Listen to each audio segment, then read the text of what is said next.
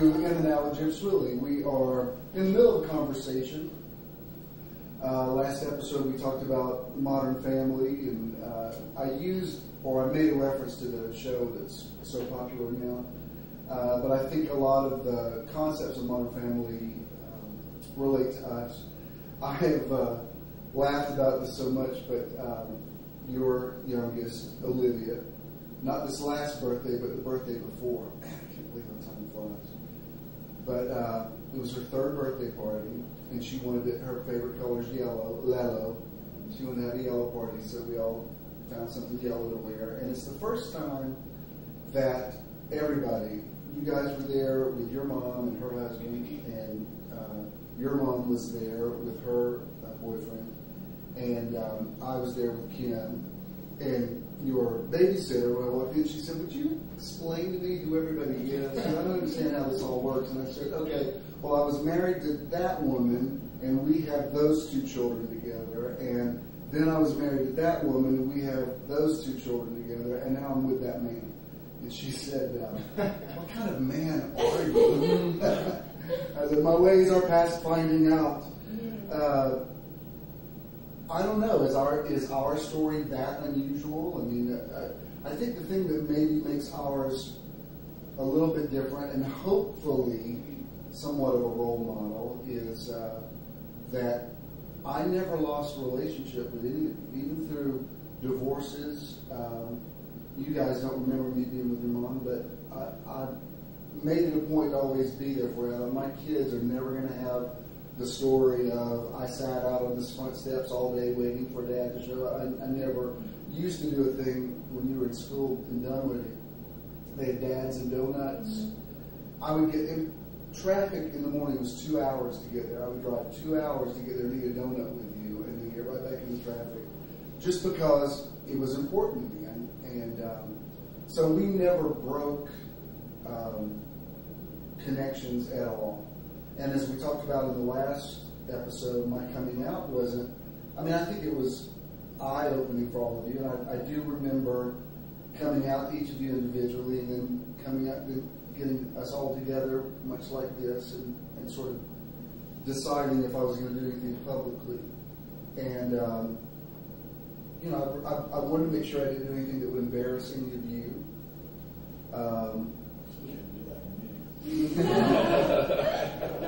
Well, not long before that, which was really out of character for you, if you don't mind me saying.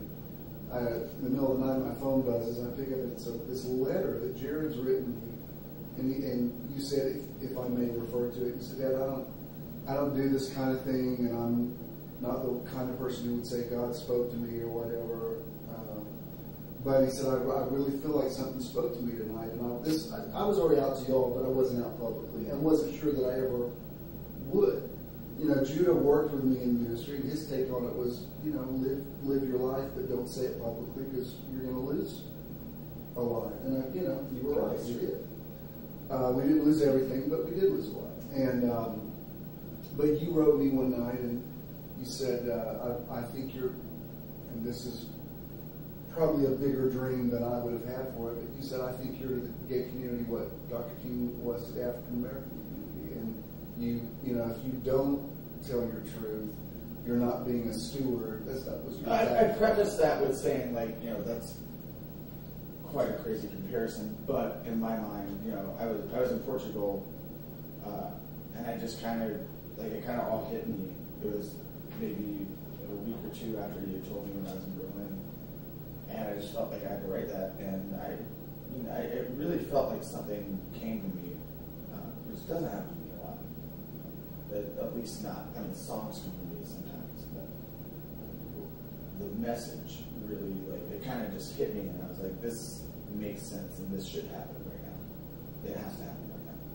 Well, and the thing is and it's true, you did lose things in terms of numbers in the congregation, and we had bank troubles, money problems, but who really cares about that at the end of the day? At the end of the day, what matters is your family, and it's not about people who are going to be so fickle that they'll leave you based on what you're going to do in your private life. And it's not even your private life, it's in your public life too. You were very public about it, and you were very honest about everything.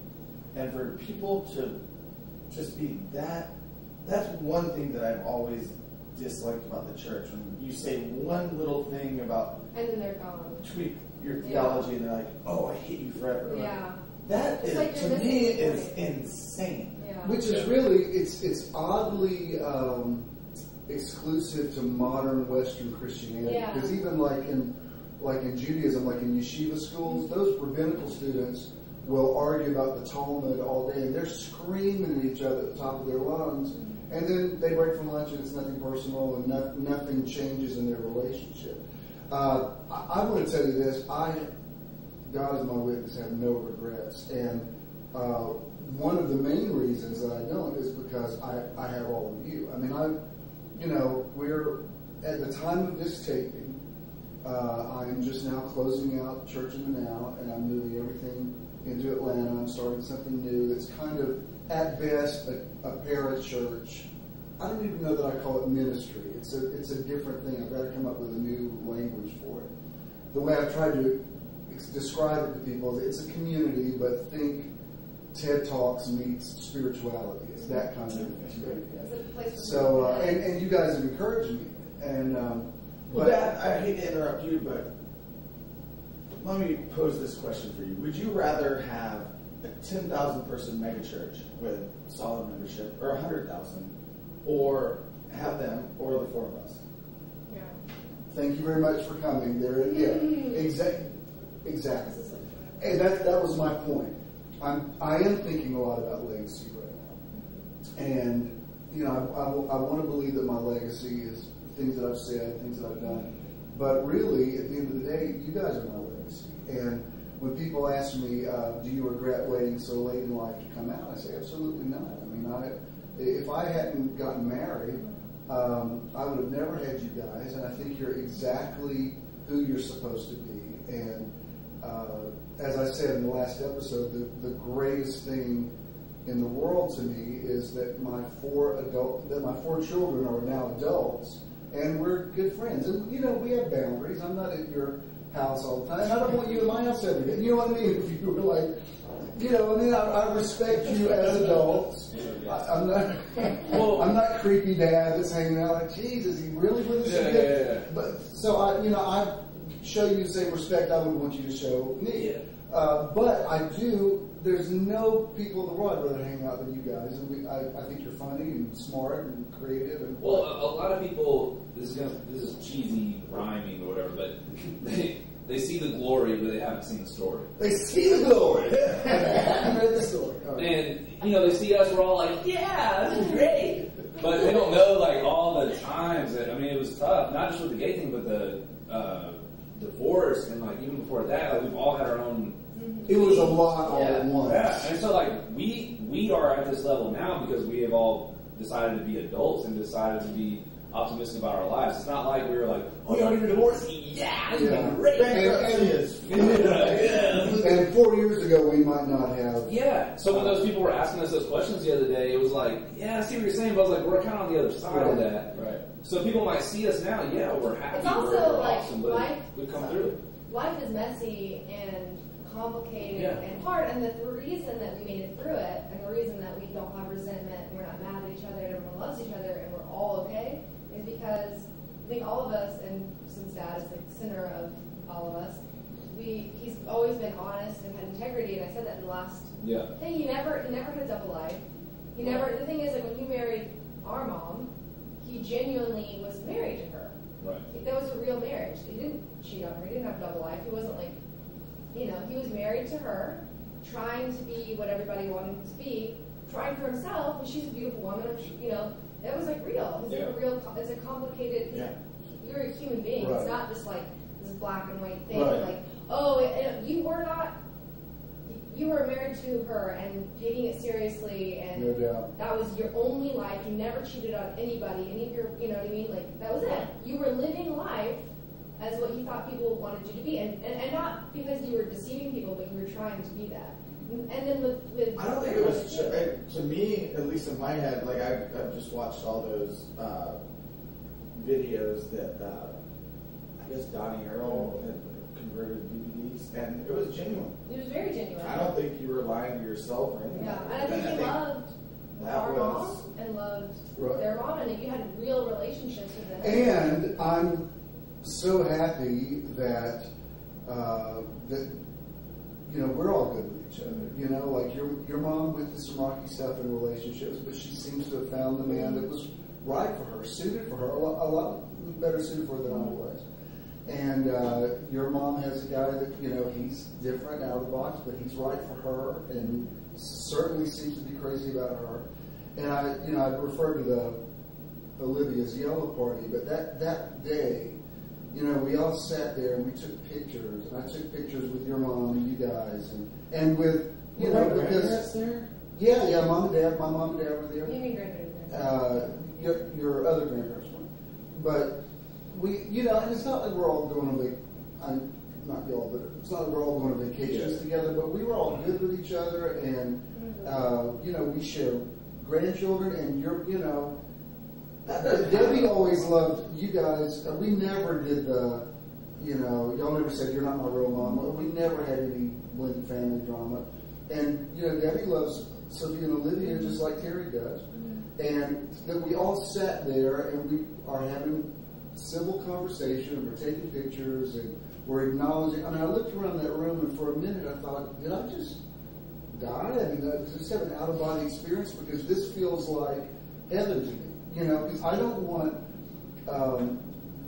you know, your mom and I had drama for years, you know, and it was hard on her. She was a single mom, and she didn't know the full deal. And, you know, what really was amazing to me is a conversation I had with your mom that I never thought I would have had. Because of something happened in your life, we all had to be together. And Terry, when I got in a lot of trouble, got sent away to the wilderness. It was a different. But when I came out of the waiting room, your mom was sitting next to Kim, my partner, and I thought they had met each other. So I said, did you meet Kim? She said, no. So I told her. So later in the day, I had to call her about something. And now your mom, very liberal, very, you know. I actually told your mom that I was gay before we got married, and we got married anyway.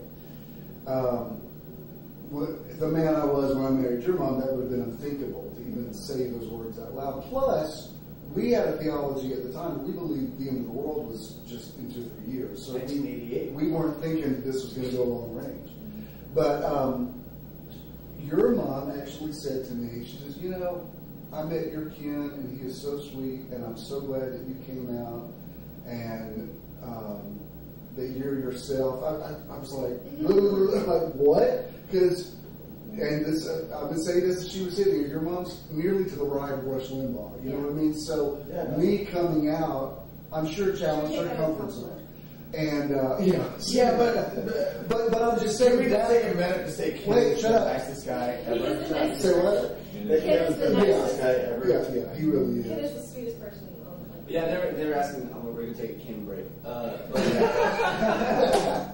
It's like, this is a segment of the show we're going to talk about Ken. We have a picture, but here's portrait. Ken's corner. But they were asking, with the reality thing, they were asking me, like, whatever, like, so wait, this was like a last minute question, right? So do your parents, like, date anybody? Like, is that weird? I was like, oh yeah, I was like, Ken's like my favorite person ever. I was like, he's like the nicest dude, and he loves you guys. Oh my God, he loves you. But yeah, it's just great, like, not having to be like, we, like, I don't know, people I guess assume that like I were weird. I was like, it's more weird for when my mom started dating another guy than my dad dating. And good. There you go. All right, you good. No, I was just saying last night. It's, you know, I've said this the other day, even to those people. Our family is so amazing and driven, purpose-driven. Like, we all want to change the world. And that is what has kept us together for so long, because it's not about the fickle different things. It's not about the details. It's about the overall picture. And that we realize that sometimes you're dealt a hand of cards that can be a little challenging, but you can play them to win.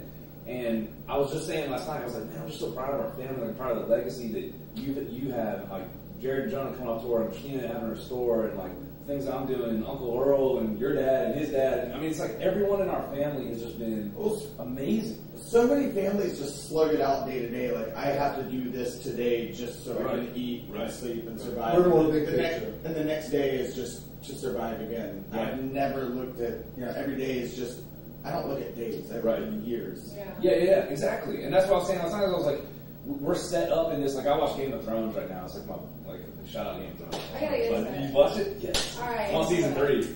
Man.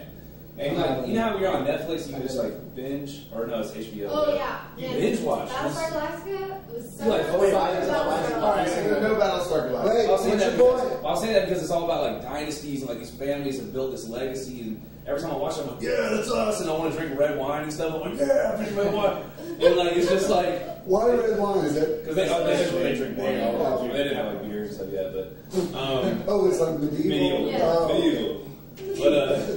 But no, It's need. It's this- Need. that's what's kept our family together is this story. And I told those reality people this. I said, guys, we talked to a lot of people about this. Here's the thing. This story needs to be told. It will be told. It just depends on if y'all want to help us tell it or not.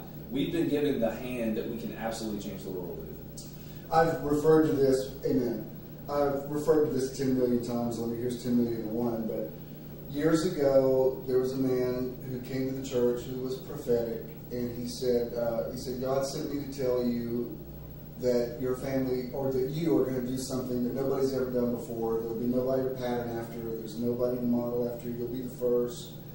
And, that prophecy nearly became a burden, because you think, well, what could that be? We already have this very innovative church. I was never that traditional. I mean, we were always, I hate to use the word cutting edge, but we were that. So you think, well, then what could that be? Because at the time, I had no intention of coming out. I thought, at this age, I'm not, your mom and I did not have a bad life together. And we built a mega church together. We were not miserable and unhappy in that sense. And, for the years after that, I would think, well, what are we going to do that's not like, that nobody's ever done before? And now, nearly every day of my life, I think, oh, well, it's every day I'm doing something that's never been done before. And I do, my worldview is bigger. I'm not a gay activist. That I don't define everything through that paradigm. But I know there are a lot of people out there that write me, all the time saying, you give me hope, because my kids don't speak to me.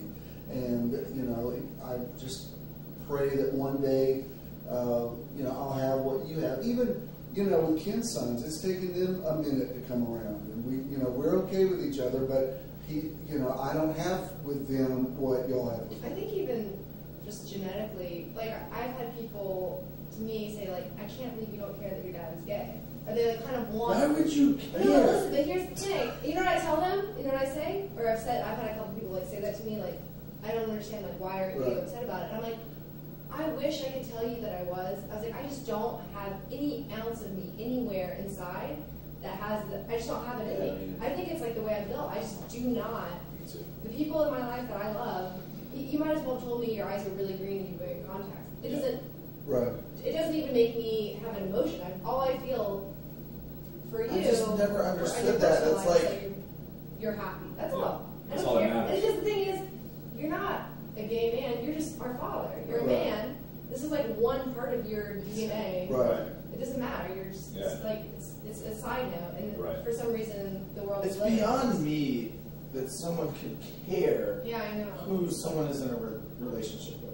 Or not even that. Not even If it's in a loving, like, I can understand like a horrible relationship, like oh yeah, that's crazy, like y'all, that offends me because that affects our relationship. If it doesn't affect anyone else, if Jared's an early riser, he gets up at 5 in the morning, and I sleep until 10, and he tells me like, well, I get up at 5. I'm not gonna be like, you get up at 5? You can't get married to anyone that. I don't understand that. That's the thing. If he was out driving a Camaro 90 miles on the highway, like drinking whiskey, I might be upset about that. But like, you are who you are. I don't care. I love you. Like, I just love you. And that's like my kids. I remember when I was pregnant with my first daughter, Cynthia. My ex-husband and I had a conversation. I actually asked him this before you came out. I said, out of curiosity, what would you do if our kid was gay and it was a boy or girl? And he was like, well, you know, I wouldn't be really happy about it, but I'd be like, accept it. And I was like, why? We're not. You're just sad about it. The kid's not here. Right. Like the child that we're bringing into the world, who's not asking to be lay under your duvet isn't here. Sob all day. Your kid, you know, my kid isn't here for me. I'm here for them. I'm bringing it for whoever they are. Me as a 15-year-old as a teenager, being told my dad was gay, I didn't have any sort of like the same reaction. And like I think you would have been up for the most. Yeah. And you were the one I was most concerned. She was still in high school in Covington. Yeah. Well, here's the thing: is I've actually like I mean I know there's a lot. Like I've had some of my friends that are like real religious, like get weird with me, but for the most part, especially new people I meet, I have like a lot of like, I don't know, like I'm really looking forward to see the new generation because most of it, I mean, especially people we come in contact with in Judah and Christina, like they're all super accepting. And it's like, you know, there's no such thing as gays. No one cares anymore, especially in the city. Yeah, the new generation will change everything. And I will say this because we're a little over time, but someone asked me, they said, you know, if you could change yourself, like if you could look at your life before you lived it, would you have chosen to be a straight man? And it's taken me a while to say this, but I'd say no, I wouldn't change anything about who I am. Because if that dynamic had not been there in my life, I might have thought a completely different way. I might have been successful, but I might not have ever. I just wouldn't have been me. So I have to say no. I'm exactly who I'm supposed to be, and I wouldn't change it if I could change it any more than you wouldn't want to change certain things about yourself because that's who you are. I could talk about this all day long, but again, we are out of time. This was awesome. Thanks for joining us on In and Out of Jim Show.